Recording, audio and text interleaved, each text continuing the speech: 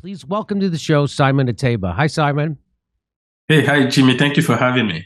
So I don't want to bury the lead, but tell me, you are. We've all seen stuff like this. You and Jen Psaki going at it. I'm going to show the videos, but the lead of the story is that because you challenged the White House press secretary, they've now stripped you of your White House press credentials. Is that true? Yes, that's true. They've taken my hard pass, my White House hard pass away from me. They've also not called on me in 1 year, and they've almost made sure that I'm sidelined and silenced, and I've taken them to court. So it's just imagine if it was a Trump White House press secretary doing this to a black journalist and not calling on them and then shutting them down when they do try to speak up. It would be Jim Acosta would be calling or them, just Jim Acosta. they did it to Jim Acosta and they called Trump a maniac, right? Yeah. And so here we are. I'm going to show just to remind people who you are. Here he is pushing back against Jen Psaki, who hadn't called on you in months, or any other journalist from Africa, correct? Yes. That was then, they were not calling on us. And well, let me play this and then we'll see what happens. Yes. On the issue of the formula Jen, shortage. can I ask you a question from the back? Please stop. I understand, but for 15 months, on the issue of formula. And I'm saying that for the sake of equity, we should First of all, have thank you pressure for your on service, and thank your husband for his service as well. On the issue of formula. So I don't know if you can hear, but this journalist is thanking her for her service. That's her question. No, I don't know if you That's know. Mary Bruce from ABC News.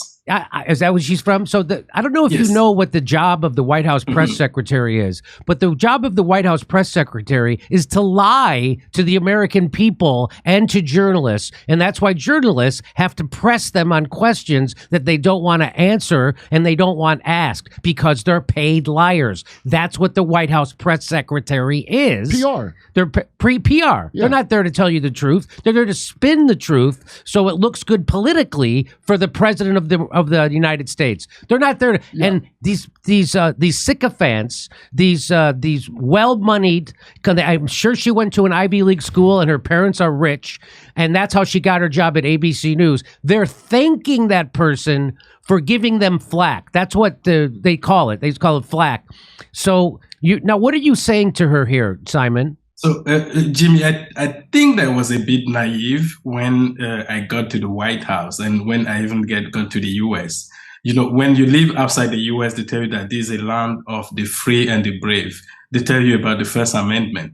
And so you think that you're allowed to do your job. But once you begin to do your job and asking the tough questions, and the question that the American people and the American allies really care about, what you realize is, you are sidelined. You are not allowed to challenge them. I used to be a good friend to Jen Psaki. She used to call me.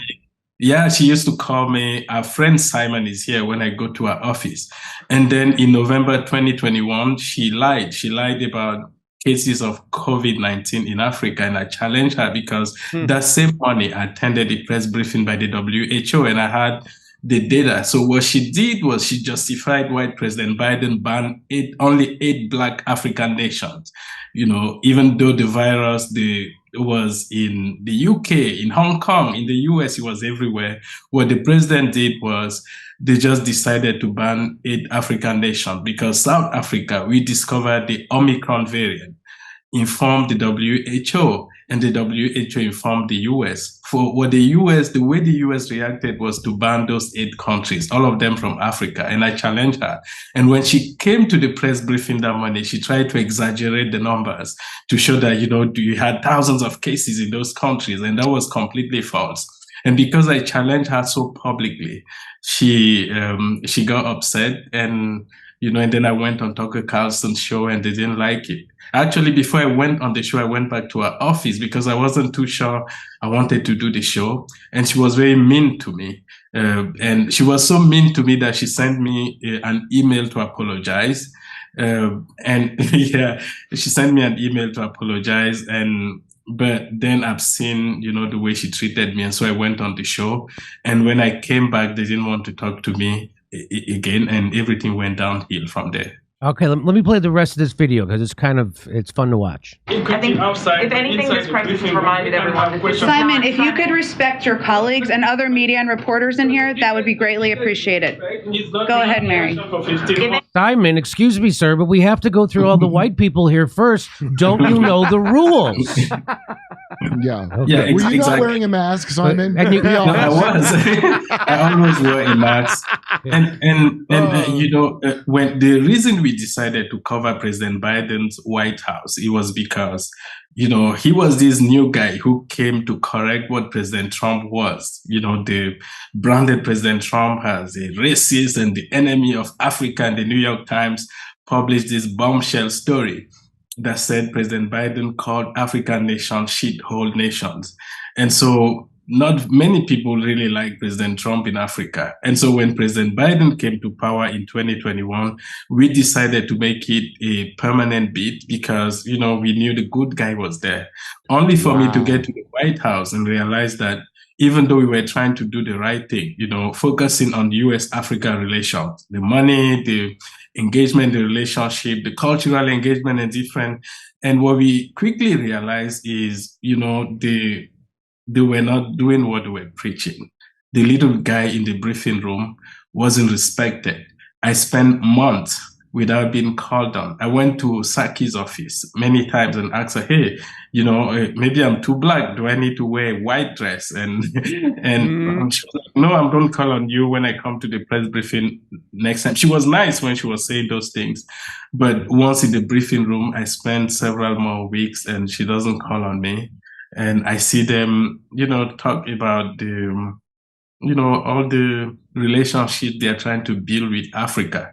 And so what happened to them, which was a direct consequence of how they were treating me in the briefing room, was that same year, I think in 2021, was it 2021 or 2022 when the war in Ukraine started? 2022, it started in February. In February 2022. And so what they realized was when they went to the UN, the United Nations General Assembly, to seek votes to condemn Russia, they were not able to get many votes from the African continent. And how did they react? They reacted by sending Blinken, the Secretary of State, to South Africa to unveil what they called the new US-Africa policy.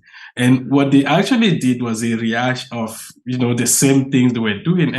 And I was wondering, you are trying to improve, to build, to strengthen ties between the US and Africa. But the African guy who is covering that continent is not allowed to even ask a question during press briefings. And so I thought that in December 2021, when President Biden received almost 49 African countries in Washington, D.C. for the US-Africa Leaders Summit, I thought that at that time they were going to call on the African guy who is covering the White House.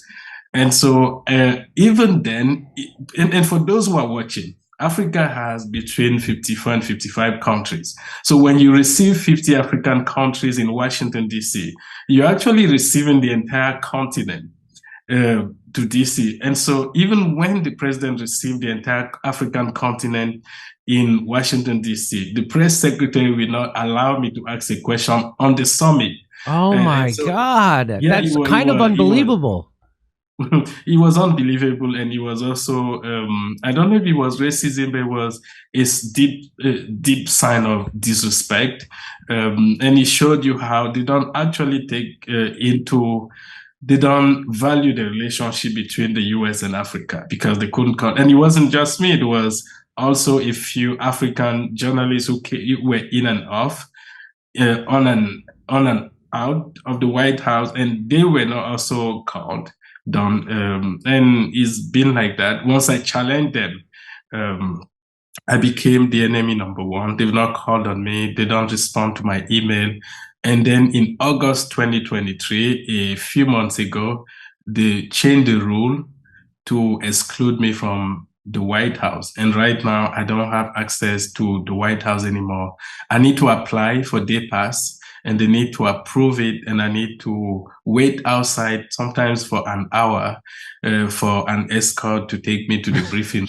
And usually, most of them come when I stand at the White House gate. They come, some of them don't actually greet me. Some just go in and say, "Hi, Simon." And I spend 1 hour watching them. And I get to the briefing room and I don't have it. Simon, you know better than to try to do journalism at the White House. That's not allowed. You know we can't have that. This room is supposed to be filled with Pillsbury Doughboys molded into the shape that suits the presidency, flaky and filled with air.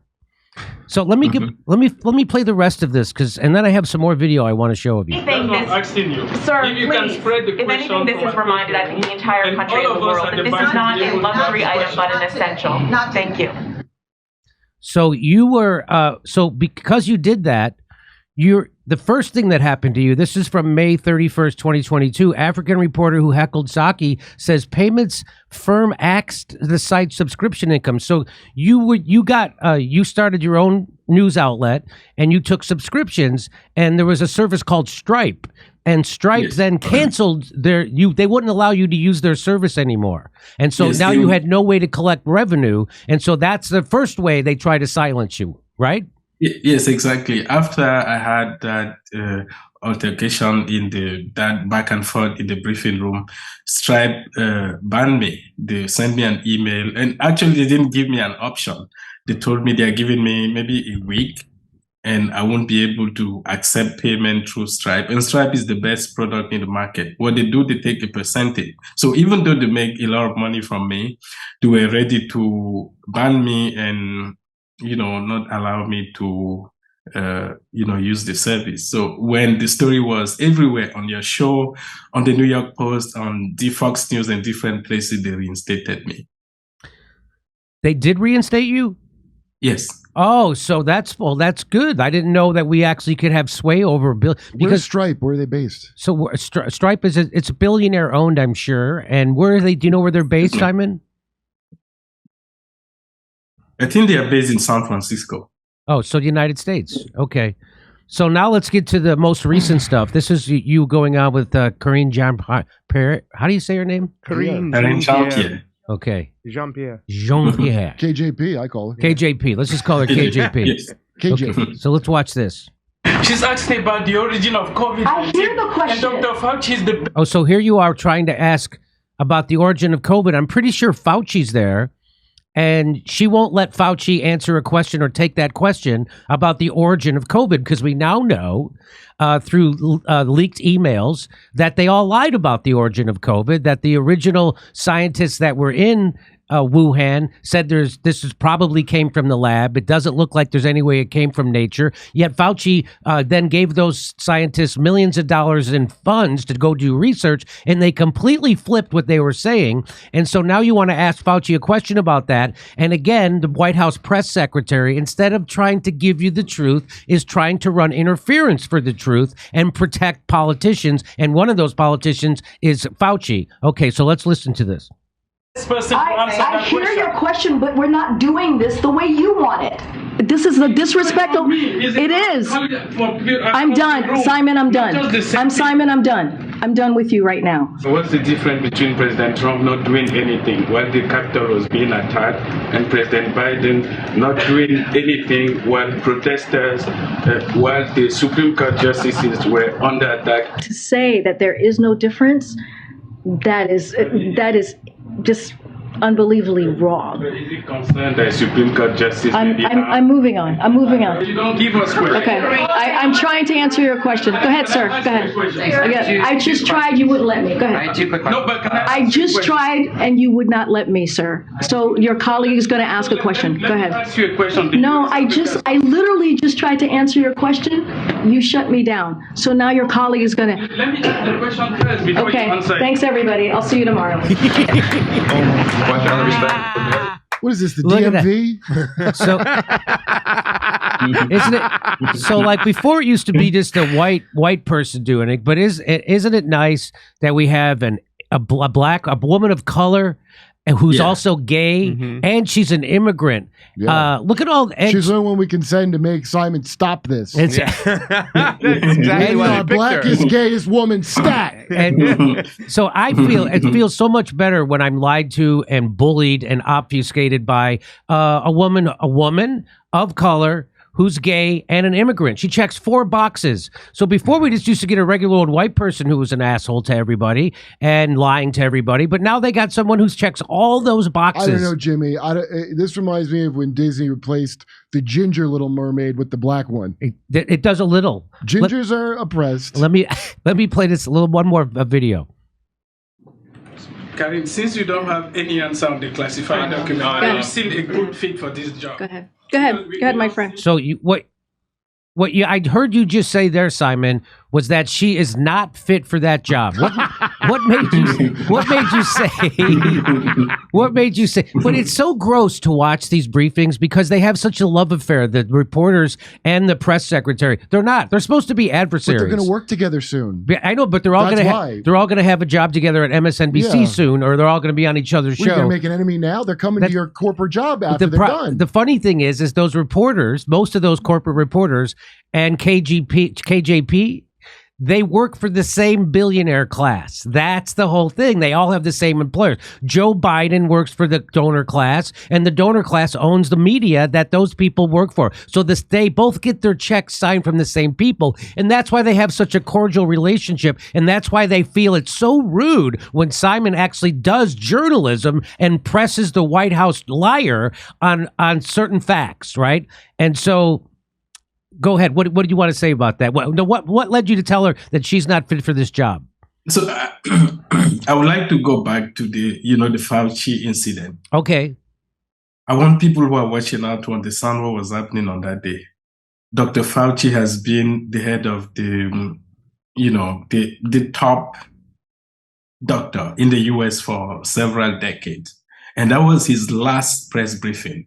So he came to the White House for the last time after COVID has killed almost 1 million people. If we can believe the figure, the government figure. Right. That's the government figure. So COVID has killed 1 million people in the US. And the guy in charge of COVID is coming to the White House for his last press briefing. And the main question about the origin of COVID that killed more than 1 million Americans is not asked. And when you try to ask it, they shut you down. Actually, I wasn't the one trying to ask the question. There was a lady from the Daily Caller who was trying to ask the question. They shut her down. And so you can hear me say, no, she's asking a valid question. She's asking about the origin of COVID-19. After COVID has killed so many people in the US, there's more people than almost all the wars combined. And, she shut me down. So what I came to realize was I was actually very naive. I thought, I believe that, the land of the free and the brave, that it wasn't just a slogan. I thought that you could actually go to the White House and do your job and ask the questions that the American people really care about. What I came to realize is you hardly hear the truth. Like John Kirby, one of the spokesmen for the president, can come to the White House and say something like Ukraine is winning the war, but it's all a lie. He can come to the White House or hold a background call and tell us, we believe we have sources telling us that Russia has bombed their own pipeline. And so everyone from the New York Times to the Washington Post to the Hill, they run it. Russia bombs pipeline. And so no one challenges him. And so that's the story, but that story is false. The story on Ukraine is false. The story on Russia bombing their pipeline is false. The story, virtually 99% of every single thing you hear from the White House podium, it's either false or grossly exaggerated. And most people who are watching at home don't know it. Most people don't even know that most people who sit here actually are contacted by the White House and send their questions in advance. And so the White House will ask you, what do you want asked today? And the White House will cover themselves by saying that they don't want the actual questions. What they want is the topic. Wait a minute, Simon, wait a minute. You're telling me that the journalists contact the White House and say, what questions do you want asked? Is that what happens? They don't. The White House will contact the journalists Oh, and they tell them what? So the White House contacts the journalist and said, "Hey, we'll call on you if you ask this question." Is that what they're? Yeah. Do we say, okay, we have our press briefing is in 2 hours. What question will you like to ask? So that we can do research. Oh, so it's like a Jon Stewart interview with Condoleezza Rice and Hillary. Oh, so they say, so they contact the journalist and say, "Hey, what are you going to ask us in 2 hours?" And so they get the question 2 hours ahead of time, and then they figure out a bullshit way to spin it, right? Yeah, exactly. And the way they cover themselves, you will hear the White House say, "We don't actually ask actual questions. We ask them topics." But, you tell them, I want to ask about maybe funding for the Ukraine war. How many billions of dollars have we sent there? Which is the same thing. So when she comes to the briefing room, she has all these people she wants to call on, and she already has answer in her binder. And so for anyone watching the briefing room, you will see how she will read the binder and she will call on specific people. She won't call on me. She won't call on the New York Post guy, Stephen Nelson. She won't call on the Daily Caller. She will hardly call on the Washington Times. She will call on Fox News because Fox News sits in the front, Yeah, so I see that she calls on that. Well, I think his name is Ducey. So why is he the guy that gets to slam? He gets to ask questions because he's on board for the Ukraine war, right? Yeah. So he's on board for the COVID narrative. He's on board for the Ukraine war. He's probably on board for supporting Israel and the Palestine conflict. So even though that guy from Fox News looks like he's having a contentious confrontation with the press secretary, it's not really. It's all surface. I don't know if he's on board with all those things. He's a friend of mine, and I like him. I don't want you to have a problem with Steve Ducey when you go back. You can just say Jimmy Dore said it. But don't dare you contradict me, or I will shut you down on this show. just to give you an example, so you can understand what we are dealing with. If Julian Assange is in that briefing room doing a real investigative job, no one will ever call on him. What you quickly realize, if you really do your job and investigate, the White House and ask the real question, and you decide to, speak the truth or ask the real question that the American people really care about, they will shut you down. They won't call on you. They will silence you. They will sideline you. After that, those back and forth with the White House, I was also removed from the White House Correspondents Association. No kidding. Yes. You don't get to go to the dinner with Trevor Noah? Yeah, so I couldn't attend that dinner because they won't sell a ticket to me because I wasn't a member of the White House Correspondents Association. So you tweeted this out. The first hearing of my First Amendment case against Press Secretary Karine Jean-Pierre and Joe Biden White House went really well. The judge was fascinating and my lawyers did a better job. Left to me, I would say they completely destroyed the other side, but this is DC and I would have to wait for the ruling. I am, however, confident that we might very well win. It was very interesting to see the judge and lawyers call my name so many times while I could only listen and say nothing. So tell me, how is that going? No, so it's going well, but I'm not sure. My lawyers told me that court in DC usually rules in the government's favor. So I have 10 to 20% chance to win, but I have a great case. What the White House did was for them to change the rule. They asked everyone who covers the White House to get credentialed by the Supreme Court Press Gallery or the Senate Press Gallery. And those ones take a long time to credential new journalists. And so effectively, because they were supposed to hear my case today after many months, I couldn't renew, I wasn't credentialed by the Senate, and they took my hard pass away from me. But it's going well. I have a strong case, and I believe that I win. I believe that, as I've been saying on Twitter or X, the reason the US is different from other countries, and the reason the US is the greatest country in the world, is because of the First Amendment. The freedom to say what at least that's what I believe, outside join the club. US. And before I began to cover the White House, but I've realized that, I was mistaken. Hey, we're doing stand-up comedy in Covina, California, Burbank, California, the day after Thanksgiving, Oxnard, California, Venice, California, Palmdale, California, lots of places in the Southland. Omaha, Nebraska. We're going to be in Omaha. We're going to be in Des Moines, Milwaukee, Lansing, Bend, Oregon, Portland, Oregon, and Seattle, Washington. Plus, we're going to be in Boston, the Wilbur Theater in Boston. See you there.